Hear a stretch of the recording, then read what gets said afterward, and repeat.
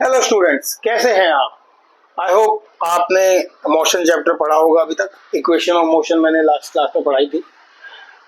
तीन equation of motion है जिसमें initial velocity, final velocity, acceleration, time, speed, इनका एक रिलेशनशिप दिया हुआ है।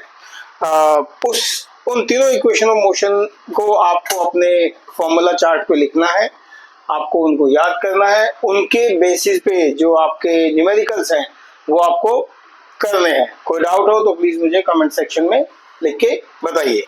आज हम पढ़ेंगे ग्राफिकल रिप्रेजेंटेशन ऑफ मोशन। सो हमारा है ग्राफिकल रिप्रेजेंटेशन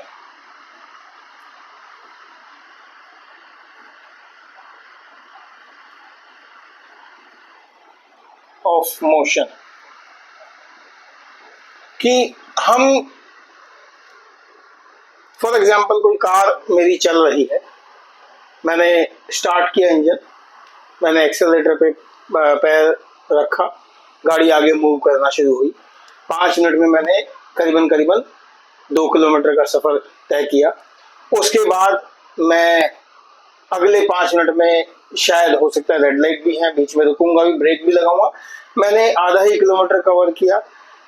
अगले 5 मिनट में मैं फिर, क्योंकि मुझे रोड खाली मिला, तो मैं 3 किलोमीटर कवर किया। तो मैं उस जो मेरा पोजीशन और जो टाइम और जो डिस्टेंस मैंने कवर किया है, या मैं किस वेलोसिटी से मूव कर रहा हूँ, किस स्पीड से मैं जा रहा हूँ टाइम के साथ, मैं उसको रिप्रेजेंट करूंगा ग्राफ में। उसके बेसिस पे हम ये क्यों क्यों ग्राफिकल रिप्रेजेंटेशन जरूरी है। आपको एग्जाम में मान लो ग्राफ दे दिया और बोला कि भाई अब इसके बेसिस पे ग्राफ दिया, डिस्टेंस टाइम के बीच का ग्राफ दिया, वेलोसिटी टाइम के बीच का ग्राफ दिया, एक्सेलरेशन टाइम या स्पीड टाइम के बीच का। आपको फॉर्मूला लगाना है और वैल्यू निकालनी है। आपको पता है एक्सेलरेशन क्या है, rate of change of velocity, velocity क्या है, rate of change of displacement और डिस्प्लेसमेंट बाय टाइम, स्पीड क्या है, डिस्टेंस बाय टाइम। ठीक है, ऐसे आपको वैल्यूज निकालनी है। तो हम सबसे पहले पढ़ते हैं distance time graph. Distance time graph, अब ये दो तरह का होता है। ऑब्वियसली यूनिफॉर्म है, नॉन यूनिफॉर्म, हम बार बार पढ़ रहे हैं। एक हो गया यूनिफॉर्म, यूनिफॉर्म मोशन में, एक हो गया नॉन यूनिफॉर्म मोशन में।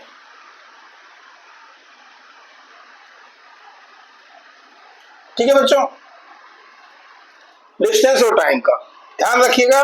जो वैल्यू आप कहाँ पे कैसे रखते हो, यहाँ टाइम होगा आपका और ऊपर की तरफ आपका डिस्टेंस होगा। ठीक है, सिमिलरली यहां पर भी आप बना लेंगे। इधर टाइम मूव कर रहा है, ये 0 है मेरा, और ऊपर मेरा डिस्टेंस टाइम। अब जो यूनिफॉर्म मोशन का ग्राफ है वो एक स्ट्रेट लाइन बनेगा, हमेशा याद रखिएगा, वो एक स्ट्रेट लाइन बनेगा। और जो नॉन यूनिफॉर्म ग्राफ है वो एक पैराबोलिक पाथ बनेगा। ये दोनों का डिफरेंस है, ये हमेशा ध्यान रखना। क्यों? आपने 5 मिनट में 2 किलोमीटर चले यहाँ पे, फिर अगले 5 मिनट में आप हो सकता है आधा ही किलोमीटर चले हो, फिर अगले 5 मिनट में आप 3 किलोमीटर चल गए। ऐसे करके ये नॉन यूनिफॉर्म हुआ। बट यहाँ क्या हुआ, 5 मिनट में 5 किलोमीटर, फिर अगले 5 मिनट में अगले 5 किलोमीटर, फिर अगले 5 मिनट में अगले 5 किलोमीटर। ठीक है, ये किलोमीटर में होगा। अब क्या होता है, कोई एग्जाम आता है, मान लो आपको दे दिया कि भाई ये डिस्टेंस है और ये आपको ग्राफ ऐसे बना के दे दिया, और यहाँ दे दिया कि भाई डिस्टेंस 10 किलोमीटर उसने कवर किया 2 आवर्स में। सीधा फॉर्मूला लगा के आपको स्पीड निकालनी है। स्पीड का फॉर्मूला क्या होता है, speed is equal to distance by time, यानी कि 10/2, यानी कि 5 किलोमीटर पर आवर की स्पीड है उसकी। इस ग्राफ से आपने निकाल लिया बहुत आसानी से। एक ग्राफिकल रिप्रेजेंटेशन दी हुई है, आपने फॉर्मूला लगाया, वैल्यू निकाल ली। ये है ग्राफिकल रिप्रेजेंटेशन का बेनिफिट। आपको इजीली समझ में आएगा कि कौन सी बॉडी कहाँ कितना मूव कर रही है, क्या यूनिफॉर्म एक्सेलरेशन है, यूनिफॉर्म वेलोसिटी है, कितनी मेरा मोशन में जा रहा है, किस समय पे जा रहा है। ठीक है, नेक्स्ट हम पढ़ते हैं, ये है डिस्टेंस टाइम ग्राफ। उसके बाद हम बात करते हैं स्पीड टाइम और velocity time graph of a uniformly accelerated motion. यहाँ मैं यूनिफॉर्मली एक्सेलरेटेड क्यों कह रहा हूँ, जैसा कि हम बार बार पढ़ रहे हैं यूनिफॉर्म मोशन, एक्सेलरेटेड मोशन। तो यहाँ यूनिफॉर्मली एक्सेलरेटेड का मतलब है वो मोशन जिसका एक्सेलरेशन बिल्कुल यूनिफॉर्म है। क्या है, यूनिफॉर्म है। तो अब मैं बात करूंगा स्पीड टाइम और वेलोसिटी टाइम। हमने एक चीज पढ़ी है ना,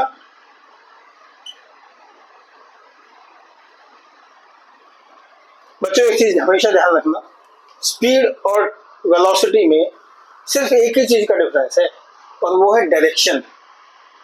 जब कोई बॉडी किसी पर्टिकुलर स्पीड में मूव करती है, किसी पर्टिकुलर डिस्टेंस पे मूव करती है, और अगर वही बॉडी किसी पर्टिकुलर डिस्टेंस पे किसी डायरेक्शन में मूव करती है, वो डिफरेंस आ जाता है किसका? Distance, displacement, similarly speed and velocity का। ये बहुत ही थिन लाइन डिफरेंस है, बहुत ही हल्का सा डिफरेंस है, बट आपको ये ध्यान रखना है कि वेलोसिटी में डायरेक्शन होगी, स्पीड में डायरेक्शन नहीं होगी। यानी कि डिस्टेंस जो है, ठीक है आपने डिस्टेंस कवर किया, बट ये नहीं बताया कि कहां से कहां तक कवर किया, किस डायरेक्शन में कवर किया। ठीक है, ये फर्क है एक वेलोसिटी और स्पीड के बीच में, जो आपको बहुत ही थिन लाइन का फर्क मिलेगा। अब बात करते हैं कि मान लो स्पीड कांस्टेंट है। अब इसमें ना दो तीन वेराइटीज है, वो है वेरिएशंस। पहला है कि स्पीड कांस्टेंट, दूसरा है स्पीड जो है यूनिफॉर्म मोशन में, और तीसरा है नॉन यूनिफॉर्म मोशन में।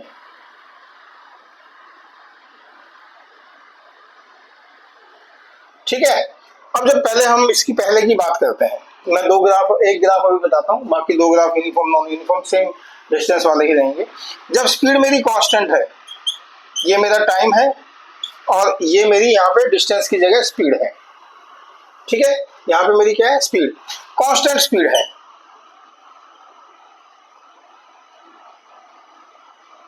ये होगी कांस्टेंट स्पीड, मतलब किसी पर्टिकुलर टाइम में अगर वो गाड़ी 25 की स्पीड से चल रही है, 25 किलोमीटर पर आवर की स्पीड से चल रही है, वो 25 की स्पीड से ही चल रही है, देयर इज नो चेंज।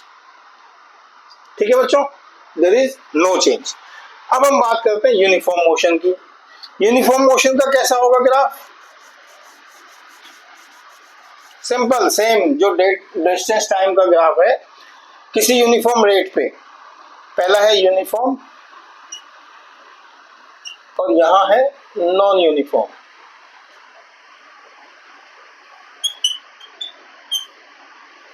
ये हो गया टाइम और ये मेरी होगी स्पीड। ठीक है, ये मेरा यूनिफॉर्म है, सेम डिस्टेंस टाइम वाला। ये मेरा टाइम हो गया, ये स्पीड हो गई, ये मेरा नॉन यूनिफॉर्म है। ठीक है, अब यहाँ पे क्या है? यूनिफॉर्मली एक्सेलरेटेड मोशन है, एक्सेलरेटेड मोशन। ध्यान से सुनिएगा, मान लो आपको ये बताया जाता है कि भाई इतनी स्पीड इतने टाइम में कवर करी, तो आप एक्सेलरेशन निकालो। एक्सेलरेशन वेलोसिटी बाय टाइम होता है ना, क्योंकि डिस्प्लेसमेंट है, डायरेक्शन है, तो एक्सेलरेशन निकालो। आप उसकी वैल्यू यहाँ से, मान लो आपको बोला गया 25 किलोमीटर, मान लो 5 आवर में कन्वर्ट किया आपने, तो आपकी एक्सेलरेशन क्या हो गई? और आपको बोला गया कि ईस्ट डायरेक्शन में जा रहा है, तो एक्सेलरेशन क्या हो गई? 25/5, 5 किलोमीटर पर आवर की आपकी एक्सेलरेशन होगी। इसको मीटर पर सेकंड में कन्वर्ट कर दो, ऐसा यूनिट में कर सकते हैं ना। Very nice. सिमिलरली ये मेरा क्या हो गया? नॉन यूनिफॉर्म मोशन हो गया, जो टाइम के साथ वेरी कर रहा है। अब इसमें क्या आता है कि ये है एक्सेलरेटेड मोशन, यानी कि ऊपर बढ़ रहा है। हमने बात की ना रिटार्डेशन की, डी एक्सेलरेशन की, यानी कि जब गाड़ी में ब्रेक लगता है तो वो उसकी स्पीड कम हो जाती है, एक्सेलरेशन 0 हो जाता है। तो अगर उसकी बात करूं मैं, उस केस में यूनिफॉर्म मोशन में ही बात करूं मैं, तो मैं उस ग्राफ को कैसे बनाऊंगा? मैं यहाँ पे रिप्रेजेंट कर देता हूँ एक्सेलरेटेड और डी एक्सेलरेटेड। ठीक है, अब मैं डी एक्सेलरेटेड वाला बनाता हूँ। तो ये हो गया आपका टाइम और ये होगी आपकी स्पीड। डी एक्सेलरेटेड मान लो किसी स्पीड पे रहो 25 किलोमीटर की, और वो आते आते आपका 0 आ गई, ये आपकी डी एक्सेलरेटेड होगी। ठीक है जी, यूनिफॉर्मली डी एक्सेलरेटेड मोशन, यानी कि रिटार्डेशन है, ब्रेक लग रहे हैं गाड़ी में, ब्रेक लगा किसी टाइम पे आगे, स्पीड कितनी हो गई? मान लो यहाँ पे टाइम आपका 4 मिनट है, 4 मिनट से 8 मिनट, 4 मिनट लगे आपको यहाँ पे 0 आते आते स्पीड को, वो है आपका डी एक्सेलरेशन, रिटार्डेशन। ठीक है बच्चों, बहुत आसान है, कुछ ज्यादा कुछ नहीं करना है। अब देखो नॉन यूनिफॉर्म और यूनिफॉर्म अगर इकट्ठे हो जाएं, तो अगर दोनों इकट्ठे हो जाएं, आपको मान लो मैं जैसे एग्जांपल दिया मैंने कि एक कार है, ये टाइम है, और ये स्पीड है। एक कार 0 से शुरू हुई, आपने घर से शुरू किया, एक डिस्टेंस कवर किया, यूनिफॉर्म मोशन। क्या? ये आपका आ गया यूनिफॉर्म। फिर आपका आ गया कांस्टेंट, स्पीड कांस्टेंट है। एंड देन आपका आ गया नॉन यूनिफॉर्म, स्पीड पे चली और फिर जाकर ब्रेक लगा दी, ये आपकी होगी रिटार्डेशन। मान लो आपको बताना है यहाँ की वैल्यू निकालनी है इसकी कि यहाँ पे कितनी है स्पीड। टाइम का डिफरेंस निकाला, स्पीड बता दी, एक्सेलरेशन बता दी कि मैं जिस एक्सेलरेशन से बात कर रहा हूँ। ये होगी मान लो 0, 2, 4, 6, 8, ठीक है, 10, 12, ऐसे टाइम है। इस तरह से आपका ग्राफ बनता है। तो आपको वैल्यू निकालनी है तो आप इजीली उस वैल्यू को निकाल सकते हैं ऐसे ग्राफ में। ग्राफिकल रिप्रेजेंटेशन में ये आपको फायदा हो जाता है कि आप इजीली उसकी वैल्यू को निकाल पाते हैं। अब हम बात करते हैं, आपका लास्ट टॉपिक है इस चैप्टर का, यूनिफॉर्म सर्कुलर मोशन। अच्छा, कितने बच्चे ऐसे हैं जिन्होंने एक रस्सी या धागे पे पत्थर बांध के ऐसे घुमाया है? ऐसे सभी करते हैं ना ऐसे। कुछ हाथ में आ गया, रस्सी से बना हुआ, ऐसे घुमाते हो फिर आप उसको, तो वो सर्कुलर मोशन में जाता है। करेक्ट। तो हम बात करते हैं uniform circular motion. Uniform circular motion हम देखते हैं कोई बॉडी जो है उसको हमने किसी सेंटर पॉइंट से हम उसको घुमा रहे हैं इस डायरेक्शन में, ठीक है, हमने ऐसे घुमाई, ठीक। मान लो पत्थर टूट जाता है, बाई चांस वो पत्थर टूट गया, सपोज करो यहाँ आके वो पत्थर टूटा, तो वो सर्कुलर लूप में नहीं जाएगा ना, वो एक टेंजेंशियल पाथ अपनाएगा और किसी डायरेक्शन में जाएगा। डायरेक्शन ऊपर की तरफ क्या होती है? नॉर्थ। डायरेक्शन बन गई ना उसकी। मान लो पत्थर यहाँ आके टूटा, यहाँ पे आ गई, ठीक है, यहाँ इसकी डायरेक्शन क्या हो गई?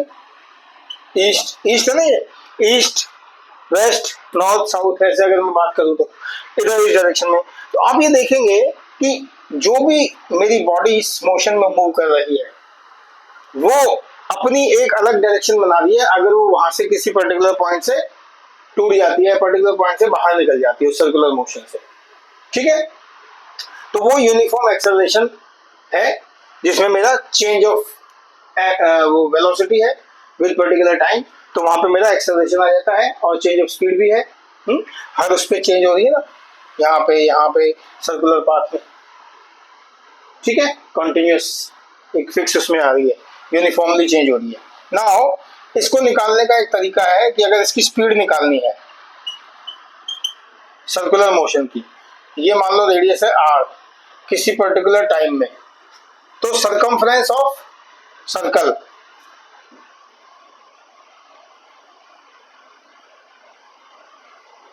डिवाइडेड बाय टाइम, ये क्या होती है? 2 पाई r बाय t। r होता है ना 2 पाई r, ठीक। पाई क्या होता है? पाई सुना है कभी? 22/7, या ये कांस्टेंट वैल्यू होती है 3.14, ये पाई की वैल्यू है, फिक्स वैल्यू है ये, ठीक है। तो आपको अगर मान लो बोला जाए कि भाई स्पीड निकालो और टाइम दिया हुआ है, सर्कुलर मोशन में बॉडी है, विद रेडियस दिया हुआ है, आप उसको इजीली फॉर्मूला लगाएंगे और उसको सॉल्व कर देंगे। देखो सर्कुलर मोशन में क्या क्या है, मून रोटेट करता है अर्थ के चारों तरफ, that is uniform circular motion. Artificial satellites जो हम लोग यहाँ से भेजते हैं वो रोटेट करते हैं एक पर्टिकुलर पाथ में, that is uniform circular motion, ठीक है बच्चों। ये आपका यूनिफॉर्म सर्कुलर मोशन हो गया। ये जो चैप्टर है बहुत इजी चैप्टर है और आपको आई थिंक इसमें कुछ ज़्यादा परेशानी या टेंशन लेने की जरूरत नहीं है। कोई डाउट है तो प्लीज़ आप मुझे लिखें और इसके न्यूमेरिकल्स करेंगे हम आगे। आप फॉर्मूलाज याद रखिएगा और मैं आपसे पूछूंगा फॉर्मूले, ठीक है। तो मेरी वीडियो को लाइक करें, शेयर करें, सब्सक्राइब करें और कमेंट करें। Thank you so much.